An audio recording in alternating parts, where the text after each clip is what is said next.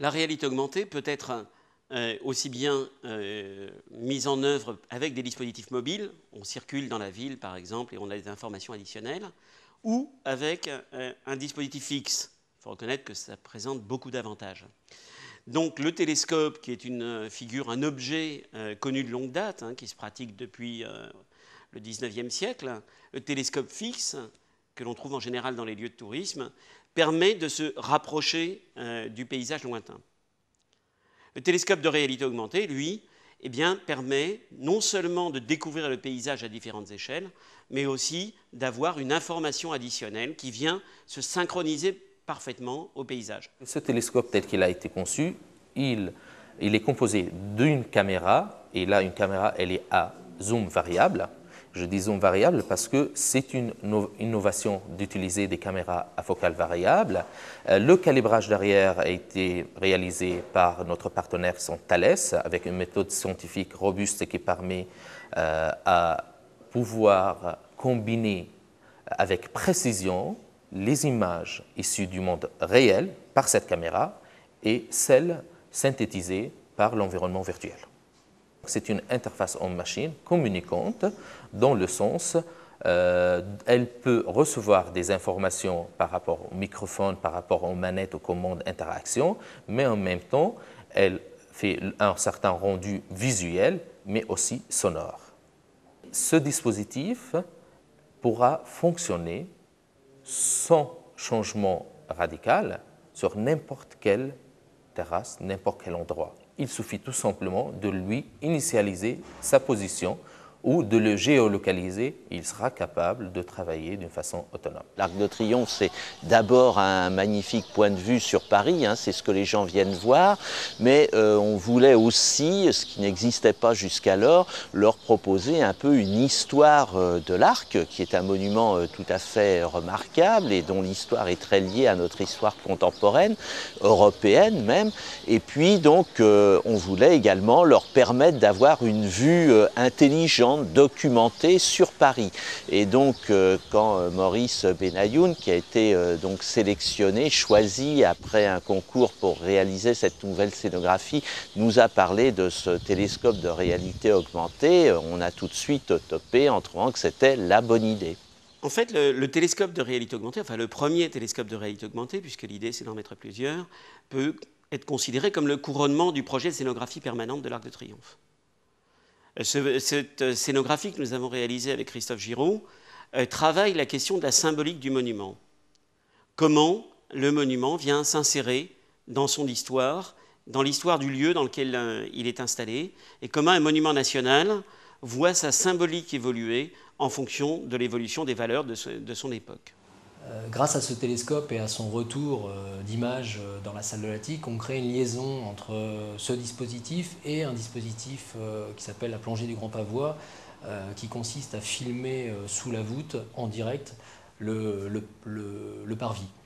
Montant dans l'Arc de Triomphe, nous sommes enfin appelés à regarder l'extérieur et à essayer de comprendre comment se fait ce va-et-vient permanent entre des lieux phares et l'activité urbaine qui les entoure. Donc le télescope est positionné sur un socle en acier et ce télescope peut tourner sur 180 degrés, axé sur les Champs-Élysées actuellement. Donc vous avez une vision de la plaine Saint-Denis, du Sacré-Cœur, du musée d'Orsay, du Grand Palais bien sûr, jusqu'à la Tour Eiffel évidemment. On a défini 70 objets, 70 lieux qui sont très divers. Il s'agit de monuments, de jardins, de cimetières, en fonction de leur visibilité depuis cette terrasse, que l'on va pouvoir identifier grâce à leur dénomination officielle et qui vont être accompagnés de la date, de leur date de construction et de leur fonction actuelle dans un premier temps, puis dans un second temps, accompagné d'informations spécifiques, donc spécifiques au lieu. S'il s'agit d'un musée, ce ne sont pas les mêmes informations que l'on va délivrer s'il s'agit par exemple d'une église, et également une phrase. Alors ce qui est intéressant, c'est que ici, nous ne sommes pas dans la production, et ça n'est pas la vocation du situ, nous ne sommes pas dans la production d'un objet industriel qui est enfin implanté dans son site d'exploitation. On est dans une collaboration de recherche entre le Centre des Monuments Nationaux et le situ. Le situ travaille sur des questions de réalité augmentée et sur les questions comme ça de regard, d'interprétation, de circulation de l'information et d'appropriation artistique. Et d'un autre côté, le Centre des monuments nationaux travaille sur la relation qu'il peut y avoir entre le monument et son environnement, entre la ville et le patrimoine. Donc, nous sommes sur une recherche de plusieurs années, pendant laquelle nous pourrons tester les contenus, faire évoluer le projet, inviter les artistes à faire des projets, inviter les historiens, inviter les sociologues, inviter des politiques à travailler cette question du regard sur la ville. Et l'expérimentation se fait en grandeur réelle, avec le public d'1 500 000 ou 400 000 personnes qui viennent chaque année à l'Arc de Triomphe. C'est ça qui nous a beaucoup séduit dans cette idée de télescope numérique, c'est de à la fois pouvoir du haut de l'arc comprendre le Paris d'aujourd'hui, découvrir le Paris d'hier et imaginer le Paris de demain. Voilà, ces monuments, ils sont le témoin de notre histoire, ils seront encore des témoins de l'histoire après nous. C'est vraiment un lien d'histoire entre les générations. Et c'est en ce sens-là qu'il faut les faire découvrir. Et c'est en ce sens que justement les nouvelles technologies et la réalité augmentée nous permettent de, comme on le disait tout à l'heure, de voyager à la fois dans le passé, le présent et l'avenir. Je crois que maintenant, il est couramment admis que la réalité virtuelle, c'est un espace de fiction dans lequel le visiteur peut être immergé. C'est-à-dire qu'il est entouré par la fiction. La réalité augmentée, c'est clairement le moment où c'est la fiction qui est réinjectée à l'intérieur du réel.